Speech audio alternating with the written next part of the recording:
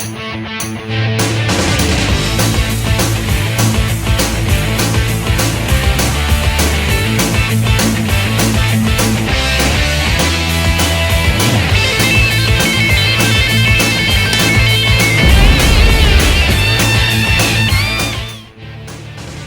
and welcome to Media Maniaxe. I'm Russell Courier. And I'm Jamie Hughes, and I just don't have time to do this right now. I got to get back to the timing room, and I need to get my programs on, and I just Jamie, don't even... eat a Snickers. Why? Because you're not you when you're hungry.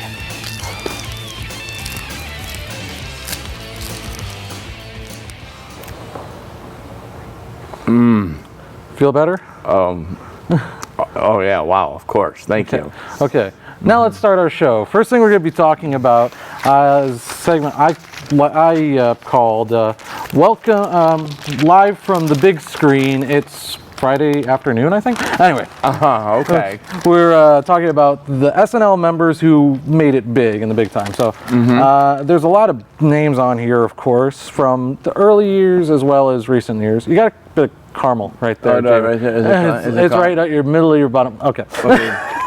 Anyway, start off the list, one of my favorite SNL cast members, John Belushi. Oh, I mean, of course. I mean, he's probably one of the quintessentials that from the original gang that got it going, and along with Bill Murray, Dan Aykroyd, which they all kind of came into their own from that troupe. I mean, you know, I don't think there's any of them that didn't do anything. I mean, you know, I'm going back. I mean, even Jane Curtin, she was in a few episodes of. Television episodes of Third Rock from the Sun, actually. Oh, okay, I didn't know that. And maybe the only one I'm thinking that it really didn't was a Garrett Morris, who actually he made some later television stuff too. Gilda Radner, which we talked to before he ended up getting sick and stuff. But yeah, going back to John Belushi, oh my God, the stuff he did. Yes. And Animal House, Blues Brothers, and that's the thing I loved also, how they made movies from SNL skits. Yeah, and they still do that. They still have done that years later. With the Blues Brothers, you know how that got spun, you know how that got created, right? I bet that it was a joke that they actually let. I mean, they'd been pitching this idea that I mean, Belushi was always a big blues, like a blues aficionado. Oh, okay. So it started out as the Blues Bees, not brothers, and they were dressed like bees. And I remember seeing the video of them doing King Bee. And then it was so popular, they're like, come back the next week, and it came back the next week, and then finally they thought this whole bee thing was kind of like almost a joke in the blues community, and they're like the Blues Brothers. They came up with a backstory with John and Elwood, Jake and Elwood, I should say. Not John. I get confused with the J's. Yeah, right. And then another one going back even the era before that, early on, and they were almost thinking it was going to be a demise for SNL characters to do this, or people, was Chevy Chase. He was almost ostracized by the cast themselves for going off and making movies. Oh, really? It was kind of weird. It was really kind of weird because, I mean, it was like the natural step after it was mostly after Belushi was you start on Saturday Night Live, you go off, you make movies, and that's how it worked out. Yeah, I see what you're saying. Yeah. And that's, with this long list of people, that's pretty much how it went. Yeah. And people, I almost forgot to even mention Eddie Murphy, of course. Beverly Hills Cop. And also the skits he's known for, Mr. Roberts. Mr. Roberts. Oh, yeah, it's a beautiful day in my neighborhood, you know. Let's go see who's at the door. Yeah, I love Who is it? Exactly. What about, when you're talking about even the one group, I have to go back to the one group, okay? Yes. I mean, you got to kind of group them out because, I mean, they were like little, you know, the characters. There was like a decade between the decades. Bill Murray had a lot of non-serious roles that got serious at the end. I mean, right now, I mean, what was the latest movie he was just recently? What about the hotel movie he was just in? Not ringing a bell. I can't remember. I think it's going to be right there. Yeah, it's going to be right there. Yeah, but he was Bill Murray. But okay, go to the other one. I mean, I was going through a list of names, and I didn't separate it from each decade. Yeah, of it. right. But then I found out one season of SNL, Robert Downey Jr. was part of it.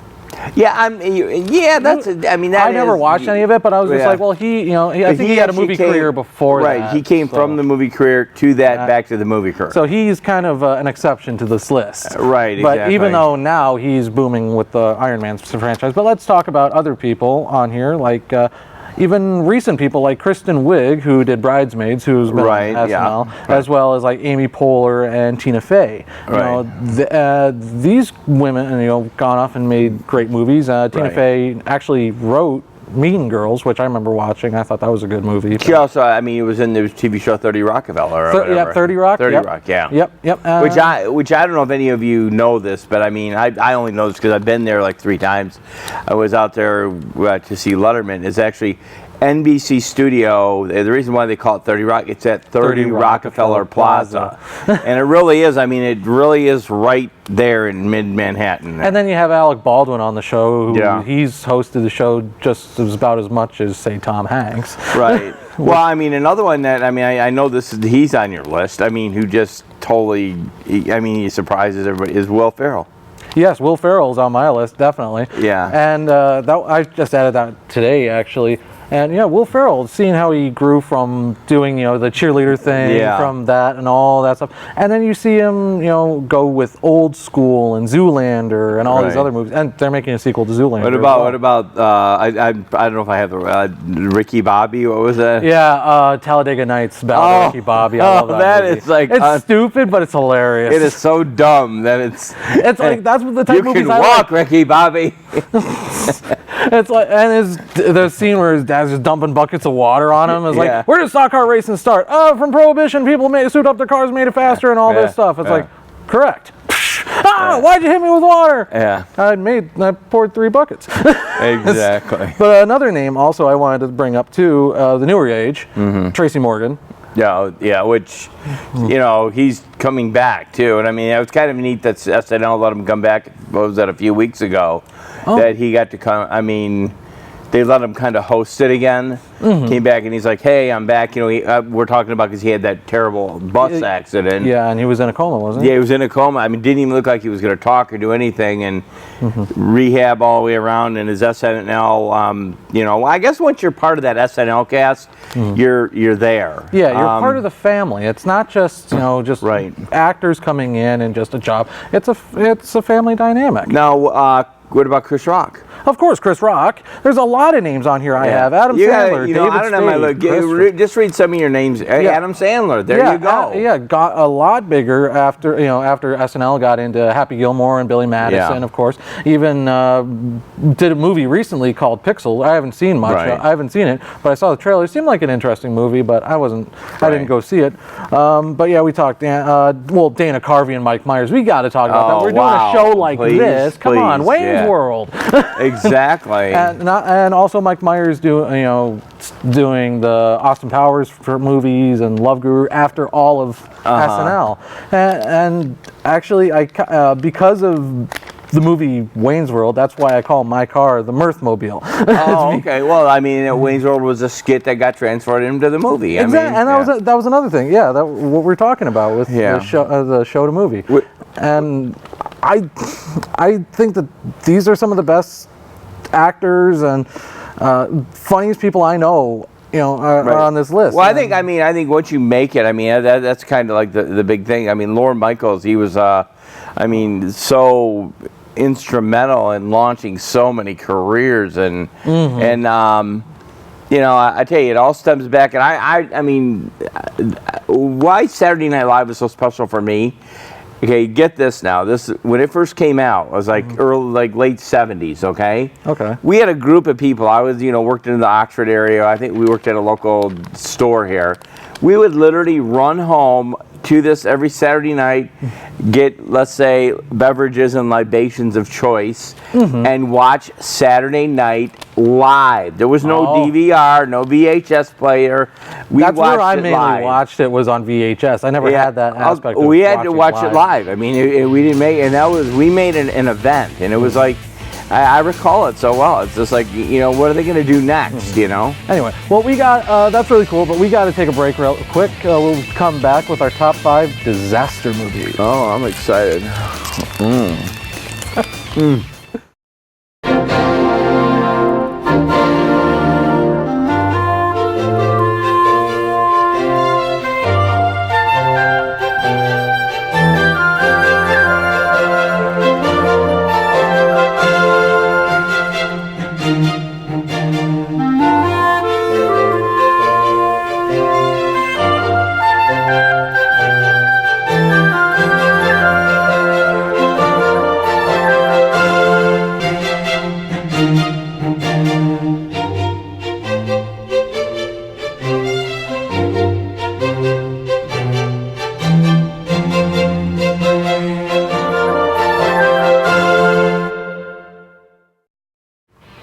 Welcome back to Media Maniaxe. We review everything, and we're...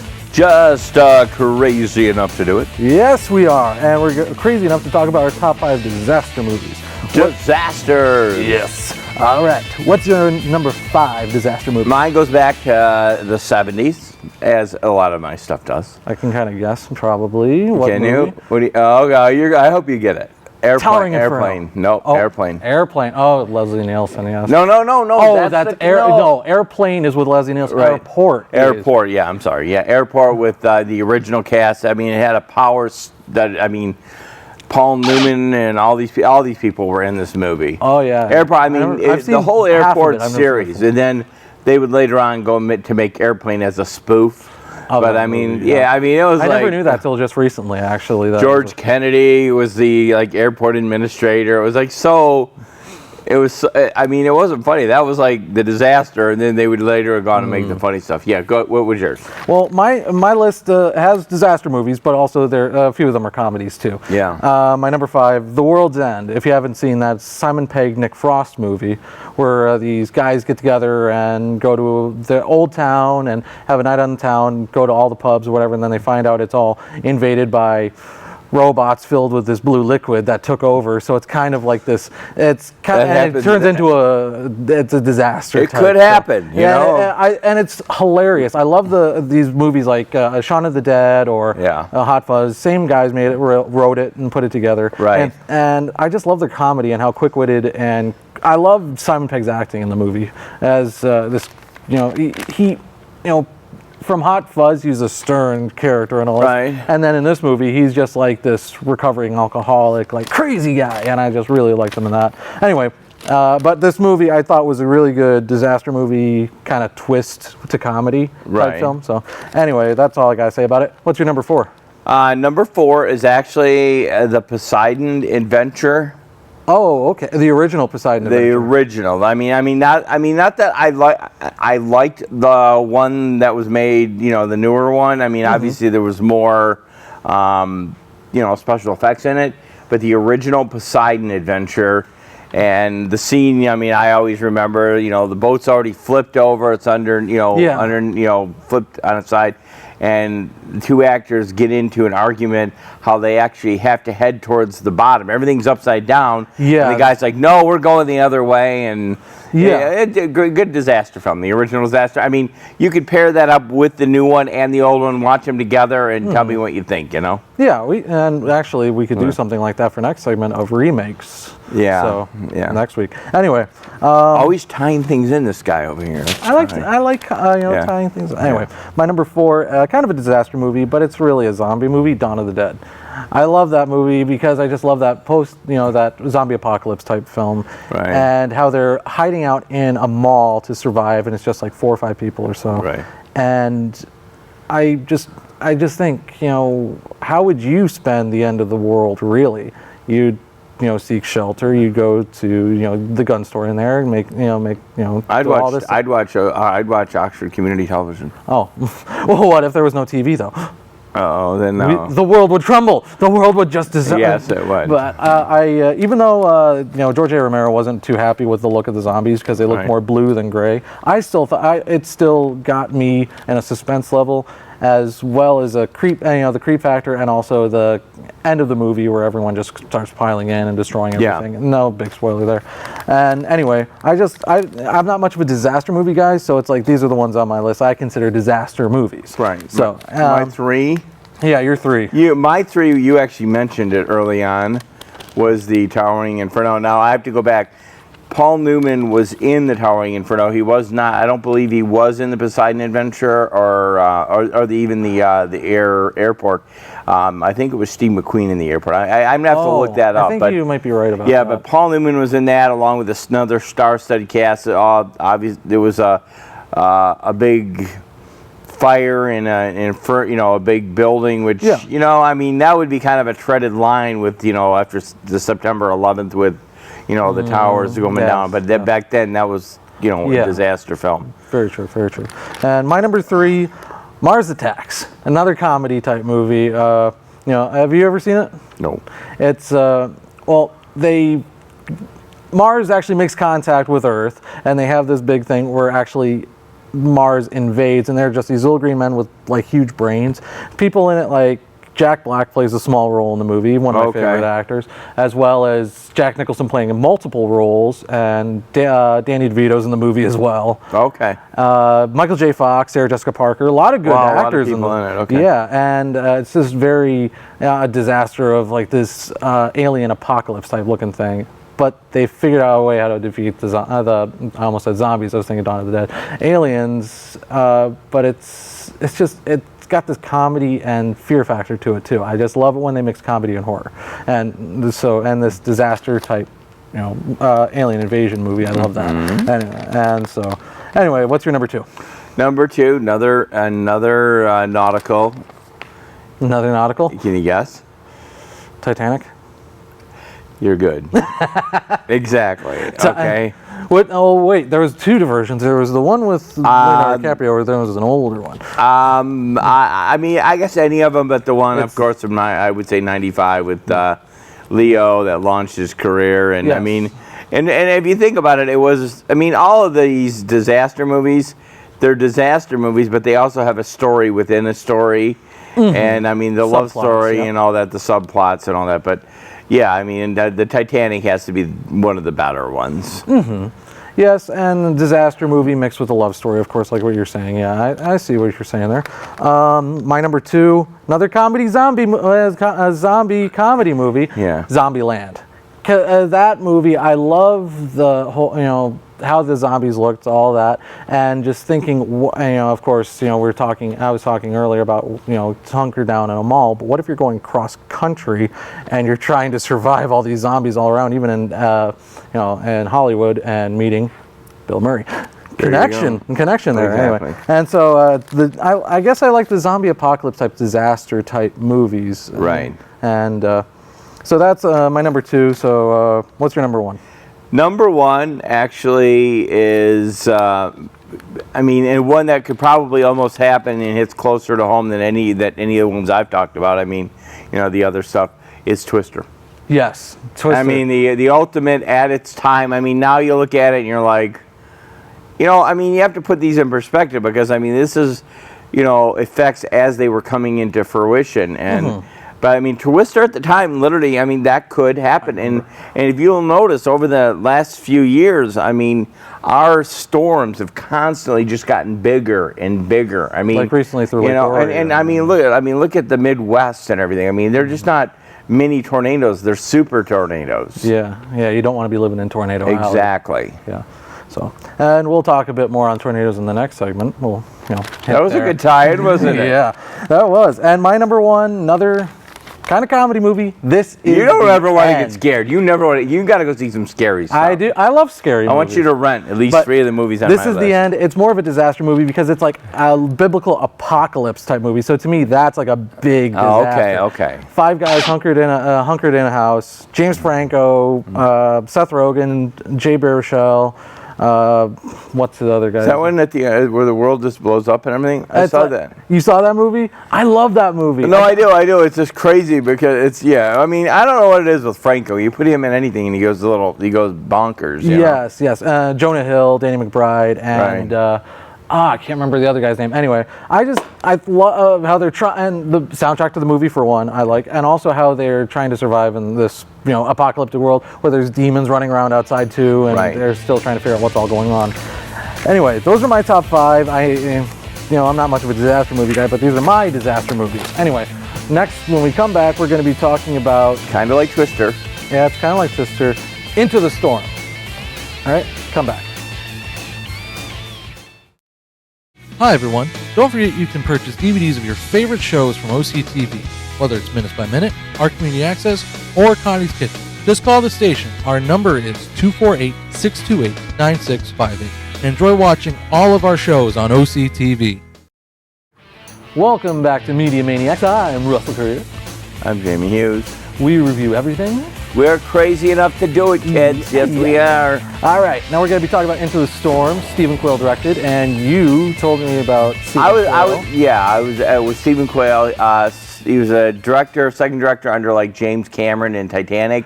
Very detail oriented, and we were like, well, how do you know all that information, James?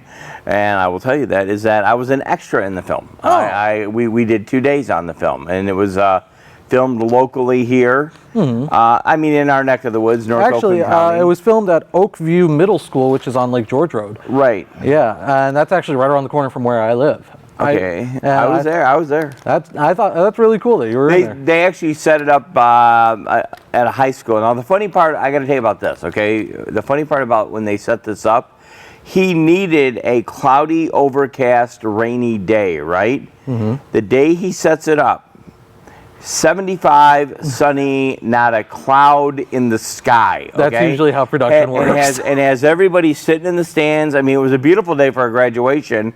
And they're telling us as we walk out there, they're like, you know, you can grab a few of you grab an umbrella, a few of you can grab like a cover or what, a rain jacket or whatever. Poncho. Okay, but you know, don't put it on now because it's a beautiful sunny day. So what they did, that was kind of amazing. I've been extra on other movies in that they brought in these big cloud cover things, okay? Oh, and now now Mr. Quayle, he comes up in front of us all and he goes, we're going to dump a little bit of water on you. Don't be surprised. We're going to probably do this take 17, 18 times, okay? Okay. My son at the time, he went in on day one, the day they were going to dump the water on us, okay? Okay. We're sitting up in the stands, first set of stands, the one that got the most water, and they dumped the water, and I guarantee you, it was colder than the pool water you've ever, it was freezing. And I did not, I mean, I wanted to be on camera and didn't want to have a umbrella, okay? Yeah. And, you didn't want to get hot yourself. They did about 15 takes of it. We were all freezing, and they were so much into continuity that because at the beginning part of Into the Storm, as it approached the graduation ceremony at the school you were talking about, it was supposed to be a high school. Yeah, it was Silverton High School in the movie, but it was Right, and it was a high school in I believe it was in Missouri. I think. Oklahoma. Oklahoma, yeah, you're yeah, right. it's supposed to be I'm sorry. Silverton, Oklahoma. Yeah, okay. And they even had so much detail to it that the cars that were flipped over in the parking lot and the buses and everything had Oklahoma license plates. Oh. We all had to keep our same clothes from the day before. I mean, that we went back and turned our clothing in, wet, cold, and everything. And the next day when we picked it up, it was the same clothes, okay? Oh, no. Just to keep, I mean, you're into the storm. Yeah. And so we put all these clothes back on the next day. Now, Blake, my younger son, he's like, I'm not going back. They had a 5:30 call. I went back the next day. I was very fortunate going back the second day because I ended up getting a 5-second kind of a little bit of a cameo that if you can stop it at a certain point and see where I was at. Well, we'll see it in a video that's but- over top of us right now. They can't see us. They're watching the video. Yeah. And actually, this movie, if you haven't seen it, it's a storm movie, of course. It's a very good thriller with a found footage tornado movie. And Right. I love the found footage style of movies. It's Right. really cool. And actually, I have a little bit of information about about people in this movie. One person that got screen time in this movie. You know, at the beginning of the movie, you see they're doing the one shot on each student about, you know, what are your plans for the future after high school and all that. Do you remember that scene? Right. There was a redhead kid with glasses. His name was Jimmy Gross. He's my cousin. Oh, okay. I found that out after I went to a little family get-together on my dad's side of the family, the Courier side. He's actually, I think it was like my grandfather's sister's grandson. Okay. So, and I was like, oh, okay. I'm looking through. I'm like, oh, I didn't know it was my cousin. And I'm like, oh, that's. And he actually got named in the movie. Actually, Yeah, so that's good. studious male. He didn't get a name. He Oh, was okay. Well, that's cool. So So then another thing about the film as well, they used a lot of like they went. I want to say they went to Channel 4 locally. Yes. And they had Channel 4 do actual cut-ins regarding the the storm weather newscast. conditions and all that, and we had a storm coming over. And it wasn't like Channel 4 yeah, anchors? yeah, exactly. It was the guy that just retired and then came back, Chuck Gatica. Oh, Gatica okay. did a lot of that in there, I believe it was. Or well, yeah, it was Chuck Gatica, I believe. I think you're right on that. I remember reading it earlier today. Yeah, the other thing is that they were doing that, and I don't know whether this was Stephen Quayle's salute to the Twister film or not. There was no reason for this to happen, but it did, and I caught it. a cow flies through, and I don't know if that was his way of going, hey, okay. I was looking at the trivia on IMDb. That Yeah. was a slight reference to Twister. Yeah, he had the same cow fly through or something. Yeah, something like that, which I think is cool how he referenced that Yeah. for this movie, because they are a lot similar. One person saw the production about the cars flipped over and all that, and said, they're filming Twister 2 on Lake George Road. I'm like, this many years later, I don't think they make a sequel to Twister. No. And then I looked it up, and I'm like, oh, this looks like a really good movie. And when you were talking about how you were cold and wet and all that to cheer each other up, I read people broke out into song and sang songs like "Come Sail Away." I was there. Yeah, and you don't have to say I heard. I was there. So you were part of the people who were singing "Come Sail Away" to lift your spirits. We did. That's really cool. That song was on the radio I guess I actually, until you just brought that up, I kind of forgot about that. But we all started singing. Yeah, that's really cool. Just to have some fun on set. I mean, and talk about a nice day. But I tell you, when that water got dumped on you. Mm-hmm. I can't even imagine, like, going back to even the Titanic and all that, how that water would have been. But that water was cold. It was very cold. Yeah, I bet that would be really cool. Yeah. And another thing I found out, this movie was supposed to come out a lot earlier than it was supposed to, but because at the same time they were doing post-production editing, right? Oklahoma was hit by a bunch of tornadoes at the time. So it would have been very insensitive for him to release the movie at that time. So it came out about I would say a year later almost. There's movies that have that happen where they're trying to, they put a movie together and then something happens, they stop. Like as you were saying, like Towering Inferno, if they made a movie about that in 2011 at the same time as, say, September 11th. The Twin Towers. But another case, and I think this gets on the tail end of the Michigan Film Initiative with, all the movies being made here. They still made it here, and it was quite interesting to see that. And I think there's a scene a lot of things get shot and they don't even make the film, where they're bustling down, I guess it was Lake George Road. Yes, Lake George. And I kept thinking, well, how do they get that top bus shot?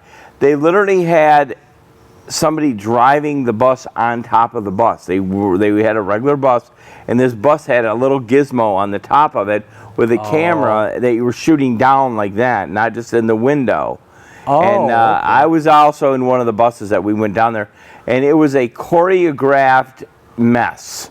Really? Like they knew cars were going to zip in between these buses, like you would if you were trying to get away from a tornado. Oh yeah. And people wouldn't be going, "Hey, we're driving straight," and it was a choreographed how these cars were going to zip in and buses were going, and it was quite interesting. And one thing also I remember in the movie when they were doing the bus scene is Richard Armitage, who plays this guy named Gary, who is a teacher at the school, said, "Turn right on Stony Creek" or something like that. And me and my family watched the movie that's like they're naming off roads around here. I thought that was kind of cool too. One other thing is when there's a shot that comes back. Only really Michigan residents probably would recognize what it is. If you look towards your left, it was a helicopter shot. You'll see Chrysler headquarters sitting. It doesn't say Chrysler, but you'll see the headquarters sitting on the far left side. You can just see it there. So. I didn't know that. Okay, I'll have to look at it again. I'm probably gonna have to borrow that movie from you. Okay. There you go. All right. Well, 2-day rental. What? Not a week rental? Come on! I used to get week rentals back in the day. Okay, we can have it for 5. We got to go, right? All right, we got to go. Thank you for joining us on Media Maniaxe. I'm Russell Courier. I am Jamie Hughes. We review everything, and we're just crazy enough to do it. I might finish my Snickers. Thanks for joining us. Bye.